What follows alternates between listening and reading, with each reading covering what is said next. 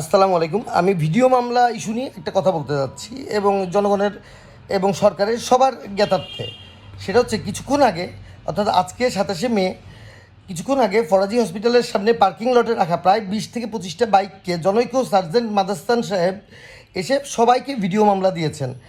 আমি ওনাকে উদ্দেশ্য করে বলতে চাই যে হসপিটালের সামনে যে বাইকগুলো রাখা এবং পার্কিং লটে রাখা, এগুলোতে আপনি ভিডিও মামলা দিয়ে কি ভালো কাজ করেছেন? কারণ আপনার কি মা বোন নাই? তারা কি অসুস্থ হয় না? আর তার চেয়ে বড় কথা, আপনি এই ভিডিও মামলা দিয়েছেন। এই ভিডিও মামলা সিস্টেমটা যদি সরকার বন্ধের সিদ্ধান্ত না নেয় তাহলে কিন্তু কাজটা উনি ভালো করবেন না, প্রথম কথা।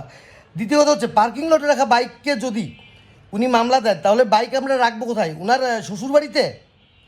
আর আমি আরেকটা কথা স্পষ্টত ওনাকে বলতেছি যে উনি যদি সব ফালতু কাজ বন্ধ না করে এবং সরকার যদি এই ব্যাপারে কোনো সিদ্ধান্ত না নেয় তাহলে খুব শিগগিরই জনগণ যেটা করবে সেটা হচ্ছে উনাকে, উনি যেখান থেকে জন্মগ্রহণ করেছেন ঠিক সেইখানে মানে রেখে দিয়ে আসবেন, যেটাতে উনি কোনো ভিডিও মামলা করারও সুযোগ পাবেন না।